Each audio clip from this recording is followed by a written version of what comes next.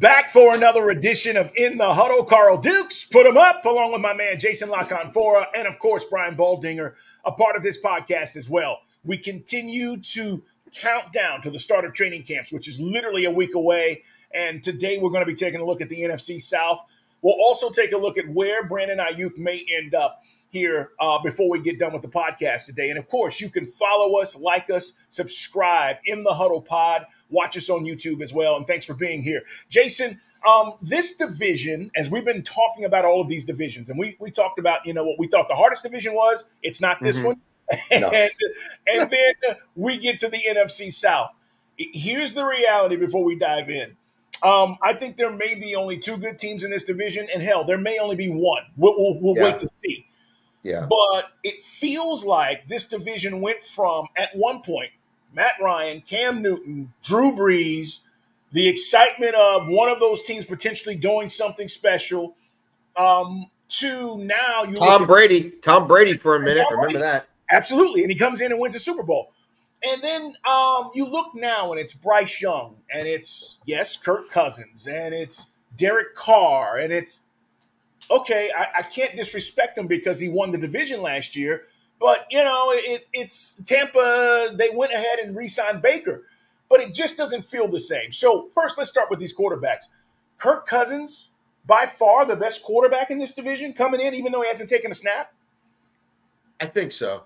Kirk Cousins is highly productive. Now, we can talk about whether he's transformative, right? We can talk about whether he puts a franchise over the top in January and February, like, obviously, right? He's got a body of work that has been more individual than team excellence. And it's been maybe more fantasy football productivity, right, than like a franchise really taking the next step and going deeper than it had in a long time. The guy can sling the football. Like, the guy is mentally a football nerd. He can process information quickly. I don't think the team, changing teams at a time when you can't get on the field like you'd like to, right, where you can't build up all the muscle memory and the practices the way you'd like to because he's coming off of an Achilles. Like, that's not ideal.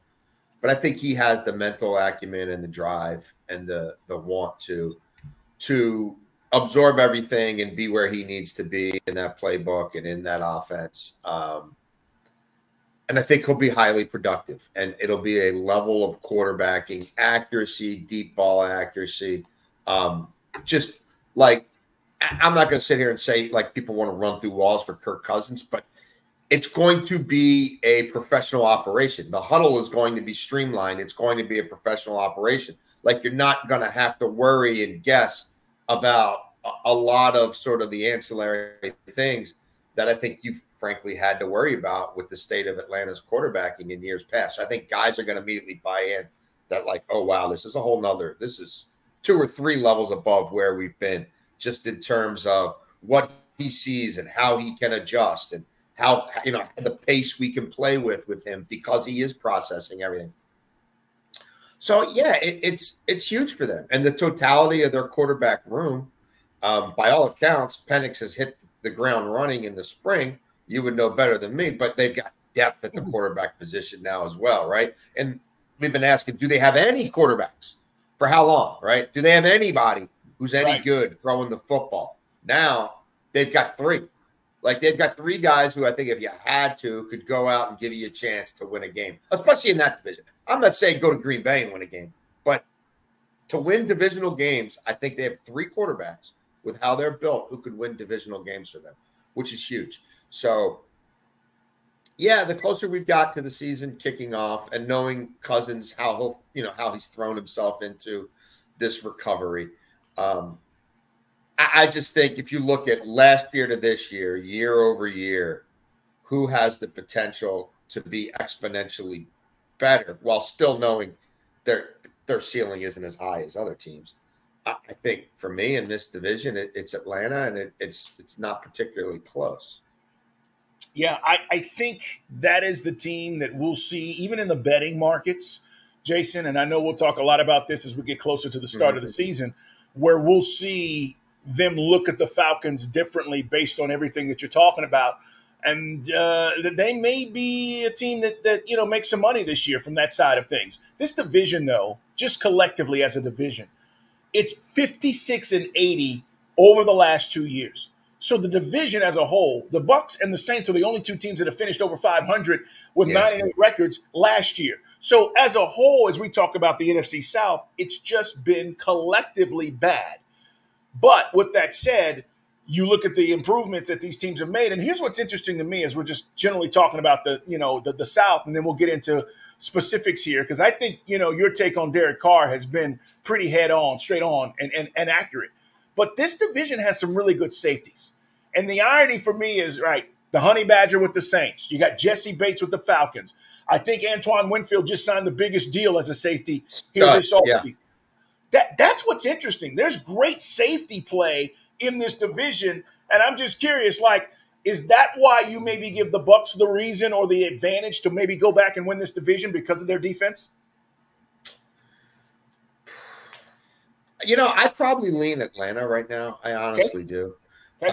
But I think it's a two-team race, and we'll get into all the individual teams, strengths and weaknesses.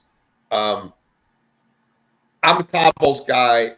I believe in what Todd Bowles can do, getting people to buy into something. They overcame a lot of adversity last year. There were a lot of times where it looked like they were going to fall off a cliff, and they'd rally and they'd go to Green Bay and beat the Packers or something like that, and they kind of collectively believe rather than throw in the towel. Baker Mayfield can manage a football game. Like Baker Mayfield's learned from some of the pitfalls of his early stage of his career, and I think he has truly grown up, matured. I think he can be a part of a stabilizing element there. Now, he doesn't have the upside Cousins has. I don't think he can make all the throws Cousins can make. I still think there's limitations. I'm not sure that they're going to have the quick strike capabilities that Atlanta is going to have now with a quarterback like Cousins. But yeah, they've got pieces on defense. They won the division last year. A lot of those guys have still been around long enough to have seen the Tom Brady thing and been a part of it to some degree. So they've got that working for them. Yeah, I think they are a solid operation. Like they could win a few games outside the division, which you just gave the numbers. It's not happening a whole hell of a lot. Early in the season, the heat, the humidity, they have a chance to have some things working in their favor. You've got dome teams in this division. Obviously, the Bucs are training outdoors. They're playing outdoors. I think that can give them a little bit of an advantage early in the season. They don't have a whole lot of new parts there. On the coaching side, right? They've got some things they have to replace in terms of guys who left the building for other opportunities. But I think the Bucs are by NFC South standards, the sort of most solid, most bankable. They're a fundamentally sound football operation. They've got some great players on defense. Their head coach knows how to coach defense. We'll see about the offensive side. Can they pick up where they left off? Here's the thing. They lost Dave Canales, right? Canales worked with Baker. He's now, ironically, in the division with Carolina. Baker, as you pointed out, this is a dude in 4 years started for 4 teams. Like, nobody's ever done that, right? He was with the Browns in 21, and then he goes to Carolina 22. Then he's traded, goes to the Rams in 22, starts for them, and then he's with the Bucs in 23. Here's the thing about Baker. His career best, and this is why you kind of lean this way, all happened last year. Now, is he going to do it without Dave Canales? 64% completion rate, over 4,000 yards for the first time, 28 touchdowns, all best numbers for a guy like Baker Mayfield. And then you get Mike Evans back. You're getting those guys that you can still rely on the outside back. So I do feel like this offensively, this Buccaneers team should be pretty good. And we just talked about, defensively, they were top 10 in scoring last year. They allowed about 19 points a game. So they were good. To your point, I just don't know if we feel like, and I'm talking about us, if he can take you over the top. Like if he can truly carry a team and put him on his back and say, hey, I'm going to make all the throws and make all the plays. It's In the Huddle, guys. Jason Canfora, Carl Dukes with you. Brian Baldinger, part of this podcast, as well as we take a look at the NFC South. We're taking, just talking about the quarterbacks and the Bucs, who won the division the last couple of years, 3 years in a row, if you go back to Brady, by the way. But we talked a lot about the Falcons and the addition of Kirk Cousins. The thing about the Falcons, Jason, and I want to get your opinion on this, they went and drafted a bunch of young guys in this draft on the defensive side of the football. But do they have any studs?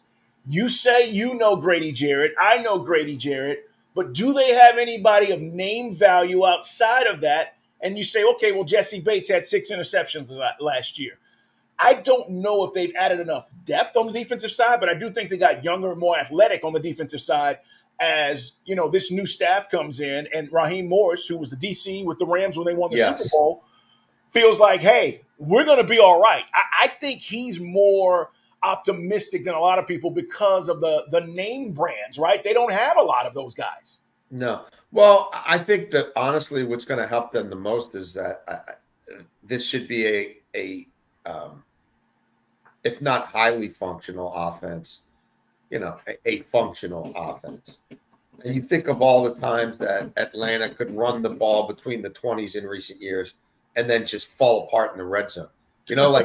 Like there should be more points on the board. Like if we're behind 10-0, it shouldn't be lights out, close up the shop. You know what I mean? It's all over. Like I think because they're going to have, I think Cousins is going to unlock some of these pieces on offense. And I just think the defense, I could see Raheem being very risk averse. I could see him just selling out to take away the big play, force people to try to matriculate the ball down the field. And that sort of be very judicious about when he does gamble, when he's scheming it up, when he's trying to generate pressure. And really the offense, the offense has to be the star. they went out and got the best quarterback available and gave him a lot of money and then drafted the long-term solution. Like they have to be markedly better in their decision-making and their performance from the quarterback position. And if they are, it's going to rise, that tide's going to raise the entire ship. But they weren't going to be able to do it all in one season. And Raheem has been through the wars. He's been in so many different places and different times where we've got no quarterback. We've got, Matthew Stafford on an MVP run. And I think he'll manage things, especially early in the year, the way he has to. And no, it's not a great defense, but if their offense is what it should be, they should still be able to win that division, even with a slightly below average defense that, again, I just think has to limit big plays. I'm with you. By the way, Zach Robinson, the new offensive coordinator for the Falcons, he was with Sean McVay, was the Rams quarterbacks coach, who knows that offense and brings it to Atlanta and thinks that they have the weapons to run it, very similar to what you saw with the Rams and how they used Puka Nacua with Pitts and Drake London and Bijan Robinson. So there's a lot of optimism there when you talk about the offense. Let's talk about the Saints. I still like Cam Jordan. He talks a lot, but he can play. But they're getting long in the tooth on the defensive side of the football. And I just want to break down Carr's 2023 season because I have to give you credit. You said this way back last season when this all went down, and you said, I don't think it's going to be that good. So the first 12 games, Jason, Saints go 5-7. Carr is at about 66% completion rate, 11-6 touchdowns. But the final 5 games of the season, this guy was 14-2 touchdown interceptions. And his completion percentage went up to 74%. So it was like 2 different guys the first 12 games of the season, and then the final 5 games, passer rating went up. Does Carr start the season like he ended it last year, or do you just not believe that he can get it done? No. Look, I think if they hadn't structured the contract the way they did, and they weren't stuck with him for another year, he would have they would have benched him last year, and they would have just played Tim Tebow ball with the other guy, right? They would have just played rugby or whatever and seen what that looked like with him. Like, no, I'm not buying it. He didn't really want to push the ball downfield for a lot of the times last year. His red zone decision making was atrocious. I don't think anybody's rallying behind Derek Carr. I think the Saints are in decline. That defense, the first half of the year, was still one of the best defenses in the league against the pass. Like, you could still dig down on a lot of their numbers and say, well, that unit, even though they blew it on Carr, like, that unit in a bad division will keep them in games. But I do think you start to see things atrophy in the second half. They haven't replenished with star power. They have gotten a little long in the tooth. That dome isn't quite the home field advantage that it was when they had an elite quarterback. I feel like the further they get removed from Sean Payton and his pixie dust, the less that there's this sort of like fear of anything about the Saints or this romanticism about the Saints. Like, I just think they've become, a pedestrian, middling football team at best. Mickey Loomis has been there a long time. He's been a part of some great things. Yep. But I also think they've mismanaged the end of the Drew Brees situation, which is easy to do. A lot of franchises go with those guys too long. We saw it in the division with Matt Ryan. We saw it in Pittsburgh with Ben Roethlisberger. But they clung to that a little too long, right? They haven't full throttle embraced the next guy. They haven't been willing to make that step where you sell out, to move up or do what you have to do to get your hands on a quarterback before a whole bunch of them have come off the board in a draft. Like, that hasn't been them to this point. I think they're going to find themselves there next year without a doubt. But I have a hard time getting excited about the Saints. Do I think they have the potential to still be decent defensively?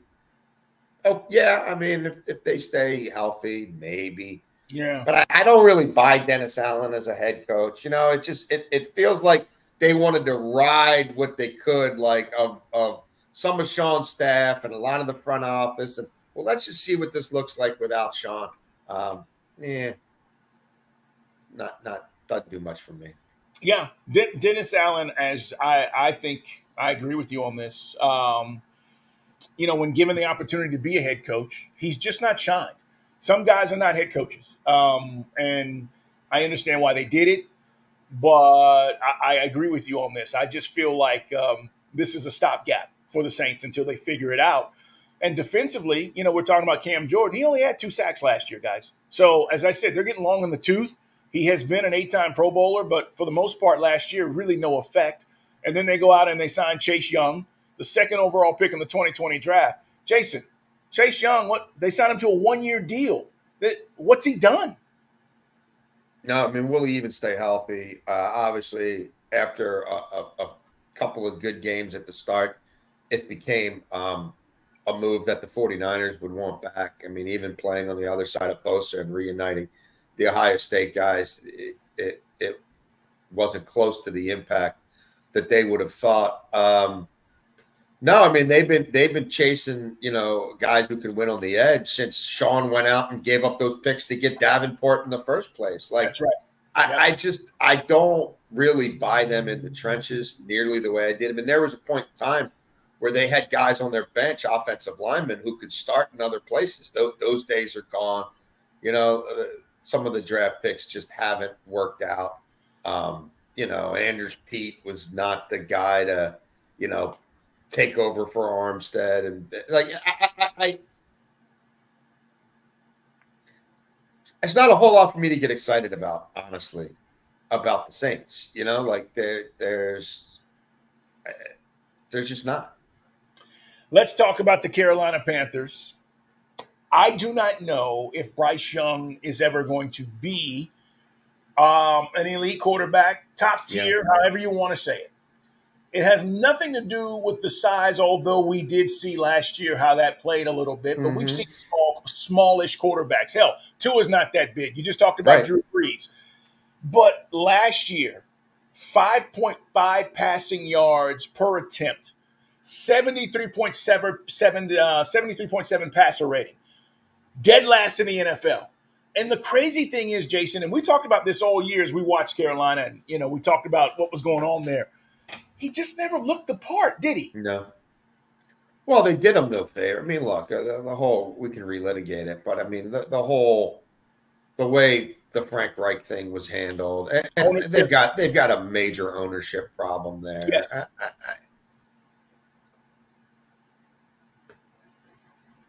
Like, you would think that, like, just watching Hard Knocks the other night in the Burns trade, they've been trying to trade Brian Burns for a lot. Like, the Burns, like, they completely messed that up. They could have sold high on him years ago. They refused to take multiple ones. No, he's our guy. We're going to sign him. Of course, as soon as you say that out loud, the agent's going to ask for the biggest deal. And, well, you turned all that down for my guy. My guy must be the best available. So you're going to pay him. And, right, they didn't get that done. And then you're watching Hard Knocks, and it's like through all that, Dan Morgan's like, well, I got to run everything by my owner. Like, what do you mean? Like, if you got a chance to get rid of this guy, you're the football person. If you think it's fair value, you know what I mean? Like, do it. Yeah. I just have a hard time. It just was one more little portal into, like, this guy is a buffoon. He's a fool. And whatever he touches has gone to hell since he took over that franchise. So, like, I think with Bryce Young, it's like, have we put the pieces in place to just find out if he could, like, can he start in the league? Like, it can't be about fulfilling 1-1 prophecies. It can't be about, did we get the right guy or the wrong guy with Stroud? Like, no, I don't want to hear those. Like, can he play in the league? Like, is he an asset who we can internally evaluate or market to the rest of the league if we do feel like we have to move on at the bare minimum as, okay, he doesn't have ideal this, he doesn't have ideal that, but he made a lot of strides. And you know what I mean? And clearly he's one of the 32 guys who should be starting any given weekend. Like, they've got so far to go as a franchise. They've fallen down so far. Like, they need to be really measured and reasonable about what expectations are. And they need to set those expectations for the players within the building, for the people and the coaching staff in the front office, and try to manage the buffoon upstairs if that's possible. But, like, that's like, you know what I mean? We're talking baby steps. Like, can we get him to a point where at the end of the season we feel like, he's one of the 32? And then they'll have to evaluate all the quarterbacks in the draft and make their determinations. But yeah, that is paramount. It's more important than anything else they could possibly do. Have we put a staff together and have we gotten some of these people out of the way as much as we can? And can we at least, as a franchise, make a determination about whether this is a kid we want to move on with, or if we don't, have we cultivated him to a point where at least we're not selling for complete pennies on the dollar? Yeah, it is a reclamation project, to say the least. The crazy thing is, they got a new GM, Dan Morgan, but you're right. It's not about Morgan or Canales. It's whether or not they can manage the guy upstairs and allow them to do their jobs. Here's the deal, though. You said it, Jason. It wasn't all his fault. Panthers offense last year, quarterback pressure rate, last in the league. So, when you talk about Panthers giving up sacks and how much he was pressured, I think he took 62 sacks or something of that nature. Come on, man. Like, that is not solely on Bryce Young. And it speaks to also the fewest passing yards per attempt in, since 2014, which I think ironically was Derek Carr. So that's part of the issue. Not only are they not protecting him, but he's not able to throw the football down the field. Yeah. Because, hell, we got to get rid of it. So all of those things played. I do think that he's smart. I do think he can play the position. But like you said, it's a lot of these things that they're going to try to have to help him with and put people around him. So it's just not all on him. And I think it's a tough situation for the kid. I do. I feel like, Jason, and I hope I'm wrong, like 3 years from now, we're going to be talking about what happened with Bryce Young and why it didn't work in Carolina. Well, you could. I mean, you can break these kids. It happens all the time. And they couldn't have mismanaged the situation any worse than they did last year, from how they handled the head coach to how they handled the eventual sort of like slow castration of the head coach to what they did after they fired the head coach to like the personnel they put in place and the roster they built and the offensive line they failed to build in the first place. But they're like, you got some things you got to correct. Like the kid did hold the ball too long. Like they're like it. I think he was seeing ghosts at times, and that's easy to happen when you feel like there's not a whole lot you can trust, and you're running for your life. I don't know how much better they are, Carl. I don't know that it's going to look markedly different than it did last year. Like, I don't think they're going to be firing a coach, a month into the season. So sure, there's that, right? I don't want to give them too much credit, but I tend to think at the very least they won't be dealing with that. I don't know what they do particularly well. I don't know what the strength is. Yeah, of the team, right. Like, yeah, like no, what I think they're going to try to. I think they're going to try to run the hell out of the football. Like I think they're going to do that. Like you look at what Tampa did last year, and there were times where even it wasn't going that well. But if you started to look at carries per game, Tampa second half of last year as they made that playoff run, like that was a big part of it was just controlling the clock, being smart, being a little bit risk adverse at times, being a little conservative. And I think that they'll try to protect and incubate the quarterback that way. But like, I don't think they're going to, this isn't the 2019 Baltimore Ravens, revolutionizing the NFL with their run attack approach. Like that's not them, they won't be special at it. They just kind of have to do it. I don't know. I mean, it's, again, just you go back to the Burns thing. It's like, what you got? Like, if you had just had any foresight,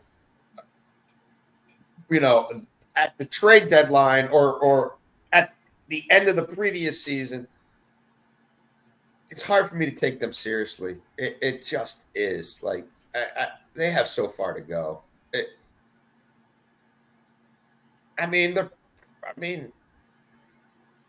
It's the worst team. I think it's the worst team in the league again. And there's a lot of bad teams in this league. Like, this is not me crowning, the NFL as being, more loaded than ever. They're in a worse division in football, which should help them. They're in the worst conference in football, and like, I don't know, like. Maybe you could talk me into New England, I mean, we could have some conversation. Denver's going to be really bad. But like when it's all said and done, despite their division games being the weakest in the NFL, I think this still might be the worst team. I agree. And this is why it's going to be an uphill battle for Bryce Young. All right, before we get done with the NFC South, I am picking the Falcons to win this division. I do think 3 years in a row for Tampa. Yeah. Okay, somebody's going to supplant them. It's going to be the Falcons. They're going to get great play from Kirk Cousins. The offense will be exactly what you said, if not dynamic, which will save the defense. And I think that the Falcons are a playoff team and a 10-win team. Guys, they could have won 10 games last year with Desmond Ridder if he wasn't so terrible. Yeah. So he cost you 4 games. I'm willing to tell you Kirk Cousins will give you the chance to win those 4 games this season. So I'm going to say Falcons. I'll say Bucks. I'll say Saints, and then I'll say Carolina completely last. Where are you at, Jason? I'm with you, especially from a betting standpoint. If you're looking at value, yes, I'd have to take the Falcons. And no, I agree. Just the combination of sort of the lack of ingenuity, the play calling in the red zone, the decision making in the red zone. I mean, this team was its own worst enemy offensively at critical junctures in games, over and over and over again, and that saps the life out of you. Like if they were playing in the like if they were playing in the NFC North, I think they'd be, the third best team in that division at best. And if Caleb Williams takes the league by storm, Atlanta would be the worst team. They'd be the fifth team in that division. But because of where they're playing, because of their schedule, because of what they did, making a coaching change that had to be made and bringing somebody back there who understands that team and that place and that division and doing what they did at the quarterback position, draft and free agency, I'm with you. I think they're, and I don't think this is like two teams. I don't see two teams. I don't see a wild card team. I don't division. Like no, like I don't. They might win the division with 9 wins. You know what I mean? Like one playoff team out of that division. Let's talk real quick before we get out of here. Again, it's In the Huddle, guys. Subscribe, like us, In the Huddle Pod on YouTube. Follow Jason. Follow Baldy. I'm at Put 'em Up C Dukes.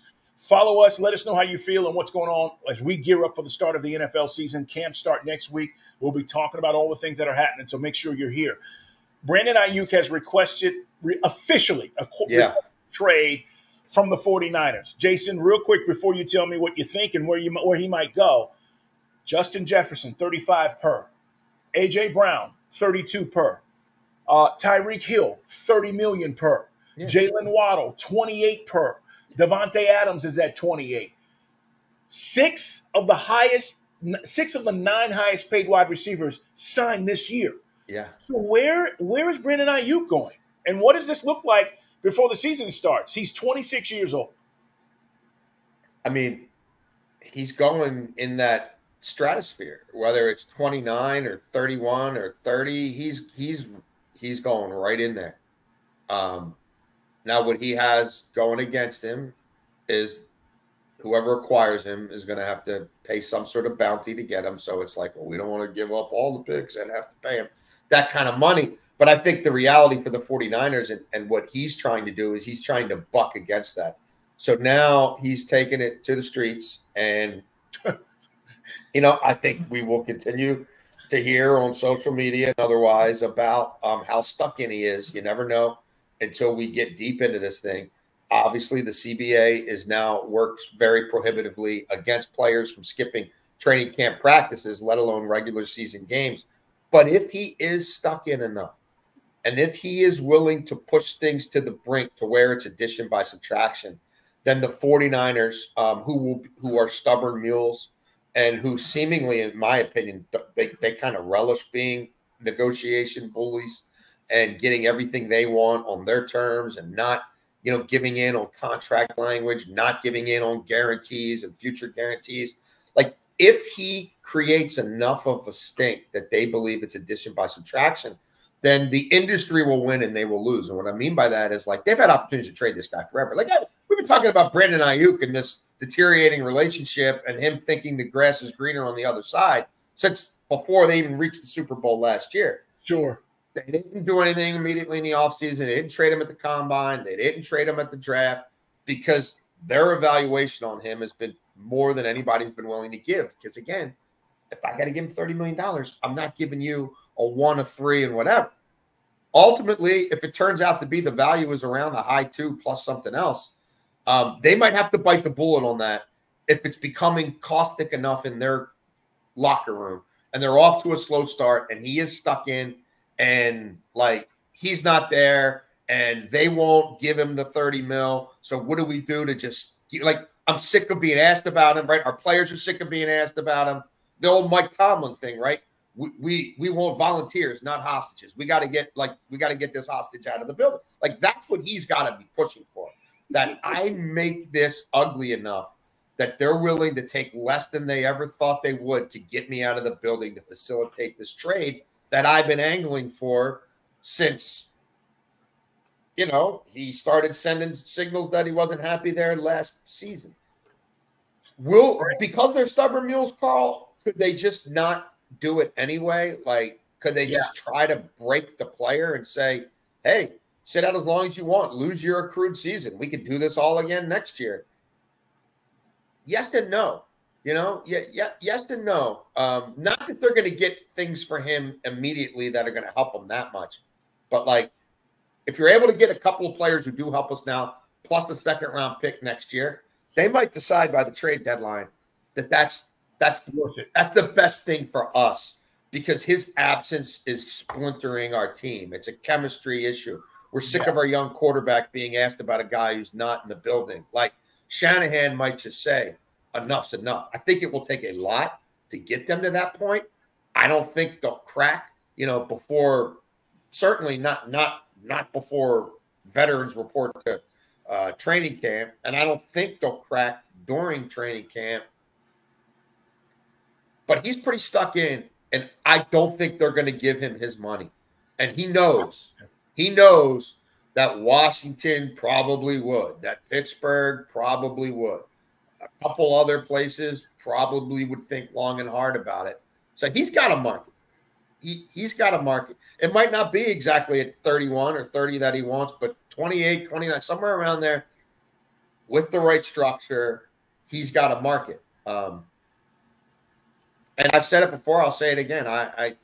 People I talked to around the league thought that by the 2024 trade deadline, there was no way that Brandon Aiyuk and Deebo Samuel were still on that team.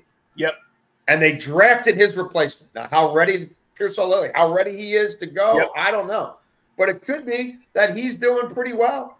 And Aiyuk is lighting them up on social media, and everybody in the building is getting sick of it. And he gets his backside out of there faster than I would have originally thought. But this is with an organization like that, you've got to be willing to go DEFCON if you want to get their attention and if you want to make it sort of sticky for them. Robbie Gould did the same thing, although he got a long-term deal when he was like, I want to trade. They've paid all their guys. I mean, think about it. Samuel, Kittle, Fred Warner. If they wanted to pay him, he'd be paid. If they thought he was worth that kind of money, and if he was that important to them moving forward, it would have happened. And it has happened, and I don't think this is going to get them to do it. I think, if anything, it might help them come to the realization that addition by subtraction. Last thing, 75 catches, 1,300 yards last year. Second team All-Pro. That's what Aiyuk was last season. And Jason's right. He's got a huge market. Guys, it's In the Huddle. Subscribe, like us, tell your friends. Make sure you get ready for the start of the NFL season. We are all over. We talk all things NFL. We talk gambling. We'll have various guests on as well. So make sure that you subscribe and like us. Jason, we will talk next week, brother, as camps get underway. And Thanks, have a great You too.